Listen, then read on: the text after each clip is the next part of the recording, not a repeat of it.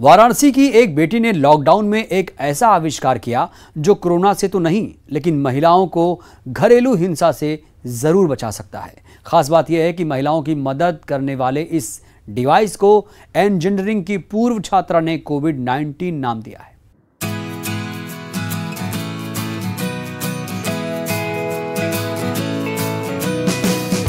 महिलाओं की सुरक्षा के लिए बनारस की बेटी ने ये जो सेफ्टी डिवाइस बनाया है, ये घरेलू हिंसा या किसी मकान में फंसी लड़की या हॉस्टल में रहने वाली लड़की के पास सिर्फ एक बटन दबाते ही पुलिस या फिर महिला सहायक पुलिस को पहुंचा देगा। ये डिवाइस उस महिला का लोकेशन ट्रेस करते हुए 112 और 1090 पर ऑटोमेटिक कॉल कर देगी।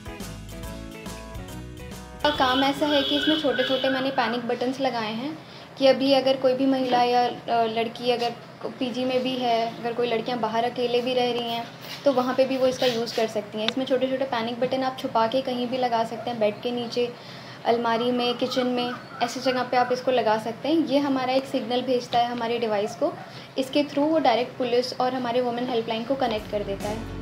इस डिवाइस को बनाने वाली इंजीनियरिंग के पूर्व छात्रा अंजलि श्रीवास्तव हैं, जो वर्तमान में दिल्ली के एक ट्रैवल एजेंसी में काम करती हैं, लेकिन लॉकडाउन के दरमियान वो अपने घर वाराणसी में 2 महीने से रह रही हैं। अंजलि ने इन 2 महीनों के शुरुआती दौर में घरेलू हिंसा की कई खबरें सुनी, जिसके बाद उसने इस डिवाइस को बनाने का फैसला किया। पूरे 1 महीने की मेहनत में घर में रखे हुए कबाड़ से ये डिवाइस बना लिया। जी, इसमें ये RF फ्रिक्वेंसी का यूज़ किया गया है। ये एक सिग्नल है, एक तरह का सिग्नल होता है जो कि वायरलेस होता है। ये बिना मोबाइल और बिना किसी की मदद से वो डायरेक्टली हमारे ट्रांसमीटर को एक सिग्नल देता है कि यहाँ से बटन दबाया गया है और यहाँ से वो ऑटोमेटिकली जो भी नंबर सेव हैं ऑलरेडी, हम वैसे पुलिस और वुमेन हेल्पलाइन को ही अभी टारगेट किए हुए हैं, इन दोनों के नंबर्स को हमने इस पर रखा हुआ है। ये नंबर डायरेक्टली हमारे कॉल जाती है उनके नंबर्स पर। अंजलि बताती है कि इस डिवाइस को बनाने में मात्र 2500 रुपए खर्च हुए हैं। डिवाइस को रेडियो फ्रीक्वेंसी के जरिए GPS टेक्नोलॉजी से जोड़कर तैयार किया गया है। इसके अलावा इस डिवाइस में 1 से 5 इमरजेंसी पैनिक बटन को जोड़ा जा सकता है। इस वायरलेस पैनिक बटन को महिलाएं अपनी जरूरत के मुताबिक घर के अंदर छुपाकर कहीं भी रख सकती हैं। इसका रेंज फिलहाल 200 मीटर के लगभग है। इसमें लगी बैटरी इसे 7 से 8 महीने तक चालू रख सकती है। इन दोनों का ये बटन दबाते ही आपका इससे 200 मीटर से 300 मीटर की दूरी अभी तक मैंने रखी है। बाकी इसका मैं दूरी और बढ़ाऊंगी, इसकी फ्रिक्वेंसी और ज़्यादा करूंगी ताकि ये किलोमीटर तक भी वर्क करे, 1 किलोमीटर तक। इन दोनों की दूरी आपका ये घर के किसी कोने में भी डब्बा हो सकता है ताड़े पे रख दीजिए, कहीं भी ऊपर नीचे आपका ये डब्बा हो सकता है। और ये स्विच आपके पास, आप इसको चाहे तो 2-3 स्विच आप अलग अलग जगह पे भी एक साथ लगा सकते हैं, एक किचन में, एक वॉशरूम में। ये तीनों चारों स्विच आपका कनेक्ट होगा हमारे इस डिवाइस से। इस बटन को कहीं से भी आप प्रेस करेंगे, इस पे कनेक्शन देगा। इस ट्रांसमीटर से हमारा सिग्नल डायरेक्ट जाएगा हमारे पुलिस को और वुमेन हेल्पलाइन नंबर्स पे। और इसमें मैं ऑडियो सेटिंग भी लगा रही हूँ ताकि ये ऑडियो रिकॉर्डिंग भी साथ के साथ करता रहे। इसमें कोई दो राय नहीं कि घरेलू हिंसा की शिकार महिलाएं अपने आप को अकेला पड़ने के कारण इसके खिलाफ आवाज नहीं उठा पाती हैं और मजबूर होती हैं उस हिंसा का शिकार बनते रहने का। ऐसे में अंजलि द्वारा किया गया आविष्कार उन महिलाओं के लिए काफी मददगार बन सकता है जो जुल्म का शिकार होती हैं और खुद को अकेला समझकर जुल्म सहती आ रही हैं। न्यूज़ 18 के लिए वाराणसी से रवि पांडे की रिपोर्ट।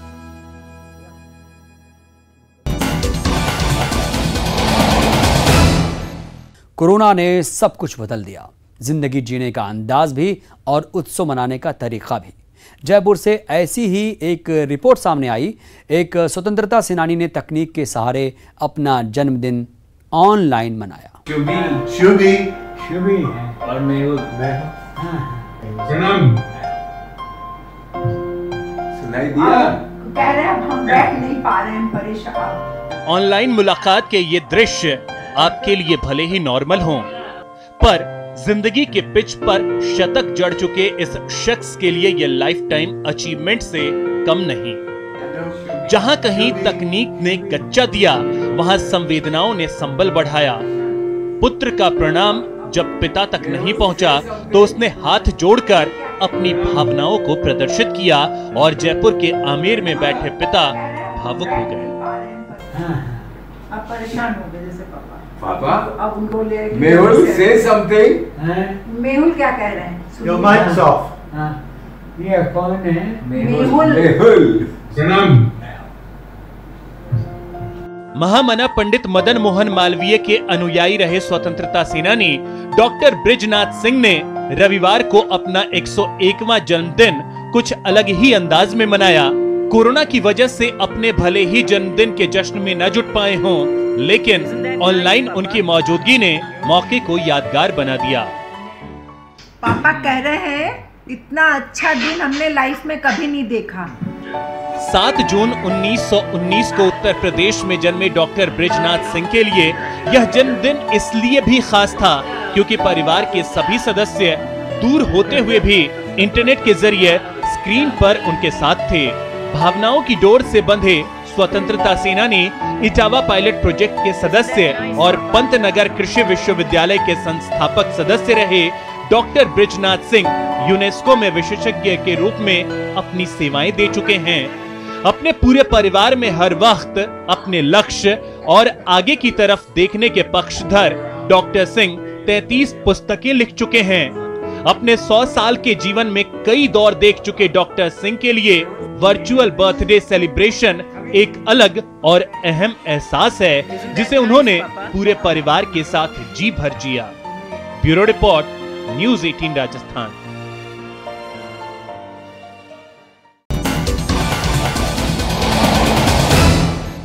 टिकटॉक की दीवानगी ऐसी छाई कि कोई भी इससे बच नहीं पाया।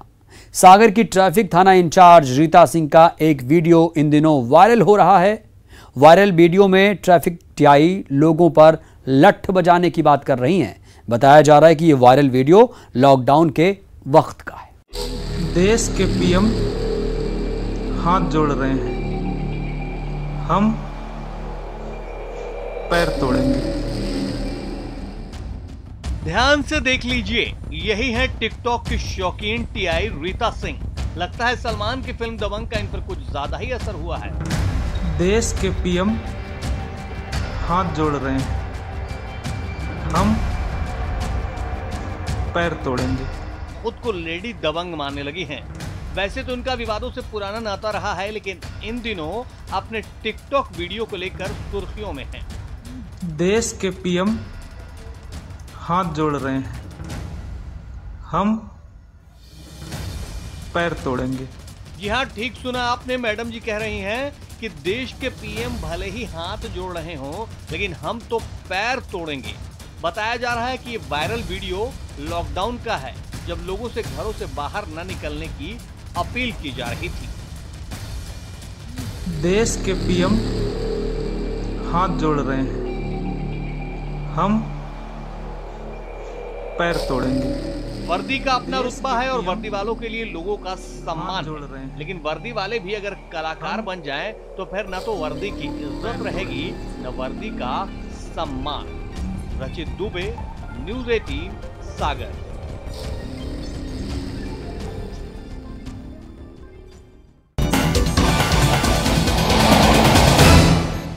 अनलॉक 1 में आम जनजीवन भले ही पटरी पर लौट रहा हो, लेकिन लोग लापरवाही भी खूब कर रहे हैं। बाजारों में बिना मास्क लगाए लोग भीड़ में जा रहे हैं। दुकानदार भी एहतियात बरतने में कोताही कर रहे हैं। ऐसे में इन सब पर लगाम लगाने के लिए बैतूल प्रशासन एक्शन मोड में आ गया है।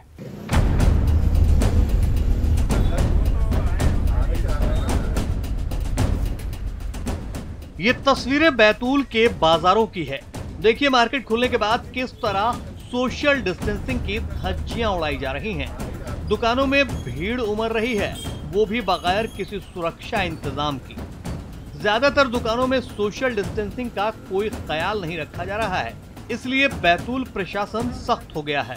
जो दुकानदार सोशल डिस्टेंसिंग की अनदेखी कर रहे हैं, उन पर 500 रुपए का जुर्माना लगाया जा रहा है। वहीं सड़क पर बगैर मास्क घूम रहे लोगों को 100 रुपए तक जुर्माना देना अनिवार्य कर दिया गया है। देखिए किस तरह प्रशासन के लोग अलग अलग दुकानों और शॉपिंग कॉम्प्लेक्स में घूम घूम कर सुरक्षा इंतजामों और सोशल डिस्टेंसिंग का जायजा ले रहे हैं।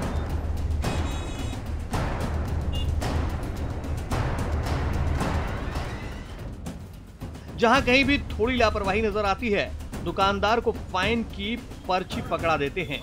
जाहिर है प्रशासन आपके सुरक्षा इंतजामों के लिए फिक्रमंद है, क्योंकि हम लॉकडाउन के फेज से गुजरते हुए अनलॉक फेज में भले ही आ चुके हों, लेकिन कोरोना अभी भी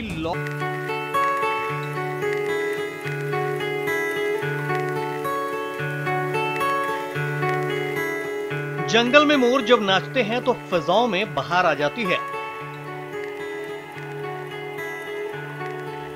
लेकिन बहार लाने वाले ये मोर आज बीमार हैं। भूख प्यास और गर्मी की शिद्दत जब हद से ज्यादा बढ़ने लगी तो फिर इनकी जिंदगी पर बन आई। देखिए, वन विभाग की टीम इनकी जिंदगी बचाने की कोशिशों में जुटी है। इन्हें दवाओं और ORS का घोल दिया जा रहा है ताकि इनकी जिंदगी महफूज हो सके। जो मोर बीमार अपने को मिले थे, घायल अवस्था में मिले थे, उनको अपन ने ORS का घोल पिलाया और उनको जो नॉर्मल अपना ट्रीटमेंट होता है वो ट्रीटमेंट दिया गया। वो ORS के घोल से वो स्वस्थ हो गए बिल्कुल। अभी भी वो स्वस्थ हैं। जो 2-3 दिन पहले जो घायल अवस्था में अपने को मिले थे, वो ORS की घोल की वजह से बिल्कुल स्वस्थ है। तो मृत्यु जनरली अपन कहेंगे कि ये गर्मी की सीजन की वजह से ही हुई है। दरअसल मंदसौर जिले के मल्हारगढ़ तहसील के लसूड़िया कदमाला गांव में मोरों की बहुतायत है, लेकिन ग्रामीणों का कहना है कि बीते कुछ दिनों से इलाके में मोर पेड़ से अचानक बेहोश होकर जमीन पर गिर रहे हैं और ऐसे में वो कुत्ते और बिल्लियों का शिकार हो रहे हैं। हमारे यहाँ पिछले 8 से 10 दिनों में मोर काफ़ी बीमार हो रहे हैं। बीमारी के कारण 50% मोर जंगली जानवर कुत्ते उत्ते उनका शिकार कर रहे हैं और कुछ मर पाए जा रहे हैं। तो कुत्ते खा जाते हैं, कुछ शव मिलते हैं, कुछ नहीं मिलते हैं। आज क्या परिस्थिति रही? आज की परिस्थिति ये रही कि हमें सुबह मॉर्निंग में मेरे पास 6 बजे के आसपास फ़ोन आया कि एक मोर बीमार था। तो मैंने वहाँ पहुँचा तो वहाँ देखा वो मर गया। थोड़ी देर में एक और पता चला कि एक और मोर मरा हुआ मिला। कुत्ते ने पकड़ा, वापस बीमार था। फिर थोड़ी देर में पता चला 2 बीमार और मोर बीमार है, तो वहाँ से एक मोर मिला है, एक मोर पकड़ में नहीं आया है। पेड़ों से अचानक गिर के मोर अचेत अवस्था में नीचे गिर रहे हैं, जिन्हें कुत्ते और बिल्ली घायल कर मार रहे हैं। बाद में वन विभाग के द्वारा जो भी मृत मोर थे वहाँ से उनको अपनी जब्ती में लिया एवं पशु चिकित्सालय मल्हारगढ़ लाया गया। शुरुआती जांच में तो पशु चिकित्सक इसके पीछे गर्मी को वजह बता रहे हैं, लेकिन वाइल्ड लाइफ के कार्यकर्ता का कहना है कि दरअसल ये मोरों के लिए प्रजनन काल है और नर मोर के लिए नृत्य का मौसम होता है। ऐसे में हो सकता है नाचते नाचते वो बेसुध हो जाते हों और जमीन पर गिर जाते होंगे, जिसके चलते शिकार बन रहे हैं। ऐसा लगता है कि मोरों का भी प्रजनन काल होता है और मोर इस समय नृत्य करते हैं। जब नृत्य मोर करते हैं तो उस समय वो असुरक्षित रहते हैं क्योंकि वो आगे पीछे देख नहीं पाते हैं। तो इस अवस्था का फ़ायदा उठाकर शिकारी जानवर जैसे कि जंगली बिल्ली है, नेवले हैं, कुत्ते हैं और भी कोई जानवर उनके ऊपर हमला कर देते हैं। इस प्रकार से मोरों के लिए बहुत घातक होता है। और अभी गांव के कुछ लोगों से हमारी बातचीत हुई, उन्होंने बताया कि काफ़ी संख्या में मोर मरे हैं, लेकिन वन विभाग के द्वारा करीबन 5 से 6 संख्या बताई जा रही है क्योंकि उन्हें इतने शव प्राप्त हुए हैं, उतने घायल मोर प्राप्त हुए हैं। तो विभाग से हम कहना चाहेंगे कि जो जंगली कुत्ते हमला कर रहे हैं उन्हें जल्द से जल्द पकड़कर दूसरी जगह शिफ्ट किया जाए, नहीं तो ये आने वाले समय में और भी घटनाएं बढ़ सकती है। मंदसौर जिले में राष्ट्रीय पक्षी मोर की बड़ी संख्या है, लेकिन कई बार चोरी छुपे मोरों का शिकार हो जाता है और वन विभाग को कानो कान खबर तक नहीं होती। राष्ट्रीय पक्षी मोर की यहाँ पर अच्छी चहलकदमी रहती है, लेकिन धीरे धीरे बीमारी और शिकारियों के कारण ये पक्षी यहाँ से विलुप्त होते जा रहे हैं, जिस पर वन विभाग को गंभीरता से सोचना होगा। नरेंद्र धनोतिया, न्यूज़ 18, मंदसौर।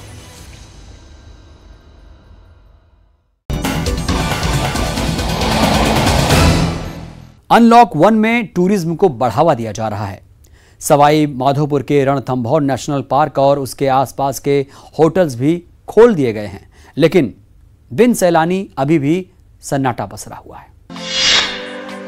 रणथंभौर का गेट अनलॉक। नेशनल पार्क के पास होटल्स भी खुले। सैलानियों का इंतजार। बिन सैलानी सब सूना। गेट खुल गए हैं, स्वागत की तैयारी पूरी। इंतजार बस एक, सैलानी तुम कब आओगे। करीब 2 महीने बाद रणथंभौर नेशनल पार्क का गेट तो खुल गया है, लेकिन फिलहाल सब सूना सूना है। देश विदेश में मशहूर ये वही नेशनल पार्क है जहां लॉकडाउन से पहले सैलानियों की भरमार होती थी, आज सैलानियों का इंतजार किया जा रहा है। वन विभाग के आदेश के बाद नेशनल पार्क के पास सभी होटल्स भी खोल दिए गए हैं, लेकिन होटल में बिन सैलानी खामोशी छाई हुई है, जिससे होटल कारोबारियों में मायूसी है। स्थिति जो है पहले कोरोना से पहले यहाँ स्थिति यह हुआ करती थी कि यहाँ पर जो है टिकट नहीं मिला करते थे लोगों को, और काफ़ी भीड़ रहती थी यहाँ पर, सारी होटलें फुल रहती थी। लेकिन आज सारी जितनी भी होटलें हैं सब बंद पड़ी हुई है। यहाँ कोई टूरिस्ट आएगा कोई संभावना नज़र नहीं आती है, और यहाँ पर जो लोगों को करोड़ों रुपए का नुकसान हो चुका है। ना तो होटल इंडस्ट्री को कोई फायदा होगा जी, ना कोई टूरिज्म को फायदा होगा। टूरिस्ट होने का कोई सवाल ही नहीं है, क्योंकि यहाँ विदेशी पर्यटक ही ज्यादा आता है, और विदेशी पर्यटक ज्यादा आता है। अभी क्या है, फ्लाइट्स और सारी चीजें बंद पड़ी हैं, विश्व की आर्थिक स्थिति अच्छी नहीं है। होटल कारोबारियों को भले ही फिलहाल नेशनल पार्क में सैलानियों के आने की उम्मीद नहीं है, लेकिन वन विभाग का भरोसा पक्का है। आहिस्ता आहिस्ता पर्यटन पटरी पर लौट आएगा। धीरे धीरे जैसे जैसे लोगों को जानकारी मिलेगी या लोगों को आने जाने की सुविधा होगी, तो पार्क में विजिटर्स की संख्या बढ़ेगी। एमटीसीए ने पार्क को खोलने के लिए जो गाइडलाइन जारी की थी, उसका पार्क अथॉरिटी द्वारा जो है पालन भी किया जा रहा है।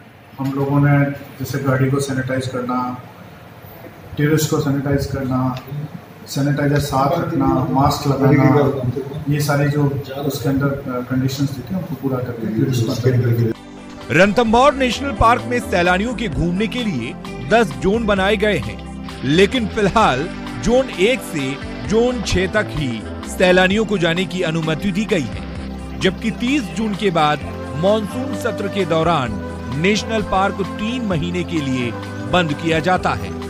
वक्त कम है, ऐसे में उम्मीद की जा रही है कि 1 अक्टूबर के बाद ही रणथंभौर नेशनल पार्क फिर से सैलानियों से गुलजार हो पाएगा।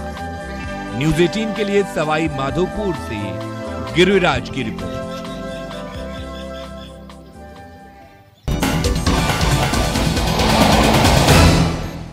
चीन सीमा से सटे पिथौरागढ़ के गुंजी में भारतीय स्टेट बैंक का अंतिम ब्रांच है। ये एसबीआई ब्रांच साल में सिर्फ 4 ही महीने खुलता है, वो भी भारत चीन व्यापार और मानसरोवर यात्रा के दौरान। लेकिन अब वक्त के साथ गुंजी में भी काफ़ी कुछ बदल रहा है, जिसके चलते यहाँ के लोगों को साल भर बैंक की दरकार है।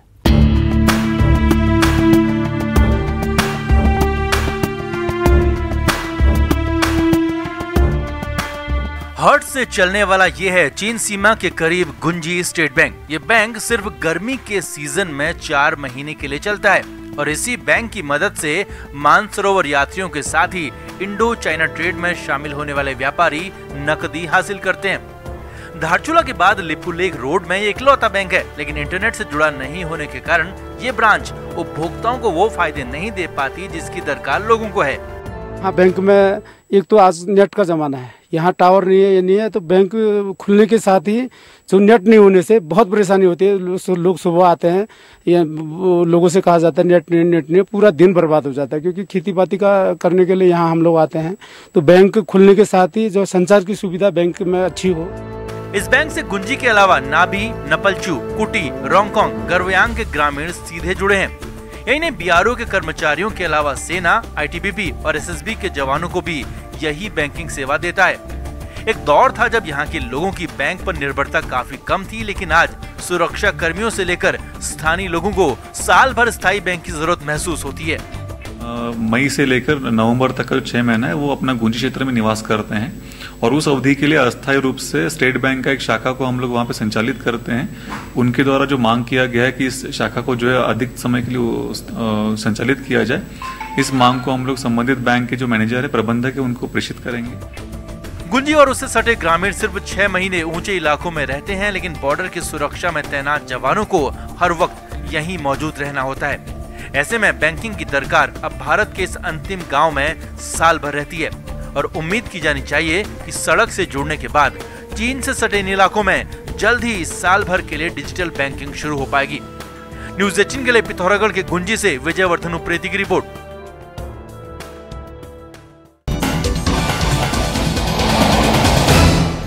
जयपुर के सांसद रामचरण बोहरा का संस्कृत प्रेम इन दिनों सोशल मीडिया पर चर्चा का विषय बना हुआ है। सांसद खुद भी संस्कृत सीख रहे हैं और परिवार के हर सदस्य को सिखा भी रहे हैं।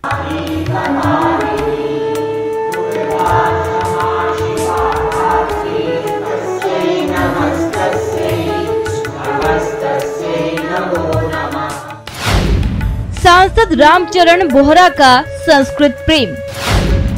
लॉकडाउन के दौरान घर में लगाई क्लास, परिवार के साथ सीख रहे हैं संस्कृत भाषा। खुद संस्कृत पढ़ते और अपने परिवार को संस्कृत पढ़ाते, ये है जयपुर के सांसद रामचरण बोहरा। कोरोना काल में जब जिंदगी घर के अंदर ठहर सी गई, तो इन्होंने इस समय का सदुपयोग संस्कृत भाषा सीखने के लिए किया और ऑनलाइन संस्कृत भाषा सीखने लगे और इस अध्ययन में परिवार को भी शामिल कर लिया। सांसद मानते हैं कि संस्कृत भाषा से संस्कार पैदा होते हैं और इनको मैंने कहा कि संस्कृत सब भाषाओं की जननी है और संस्कृत से संस्कार उत्पन्न होते हैं और संस्कार अगर उत्पन्न किसी परिवार में हो तो वो परिवार हमेशा ठीक रहता है, भगवान में मन लगा रहता है और उसका काम भी अच्छा चलता है, व्यवहार भी अच्छा होता है और आए हुए आगंतुक की वो सेवा भी ढंग से कर पाता है। सांसद बोहरा की पत्नी, दोनों बेटे, पुत्रवधू और पोते भी संस्कृत का सस्वर पाठ कर रहे हैं। हाल में परिवार के सदस्यों ने वेद पुराण के अलावा महाकवि कालिदास के अभिज्ञान शाकुंतलम का भी पाठ किया। रोजाना उनके आवास पर संस्कृत सीखने के लिए आचार्य कौशलेंद्र दास आते हैं और सांसद परिवार के इस भाषा प्रेम को देखकर अभिभूत है। सर्व प्राचीन भाषा संस्कृत है, जो निहायत सरल भाषा है, जिसकी व्याकरण अत्यंत सुदृढ़ है। यह बहुत खुशी की बात है कि जयपुर संसदीय क्षेत्र के सांसद श्री रामचरण बोहरा जी पिछले कई दिनों से लगातार संस्कृत भाषा के बेसिक नॉलेज को जानने के लिए, उसके मूल व्याकरण को जानने के लिए परिवार के साथ अध्ययन कर रहे हैं। लॉकडाउन ही नहीं, उसके पहले से ही उनके अध्ययन का ये क्रम जारी है। हालांकि सांसद बोहरा का संस्कृत भाषा प्रेम पुराना है और उनके इस भाषा प्रेम के भाव को ऐसे समझ सकते हैं कि दोनों बार सांसद बनने के बाद उन्होंने शपथ संस्कृत में ही लिया। न्यूज़ 18 राजस्थान के लिए जयपुर से महेश दाधीच की रिपोर्ट।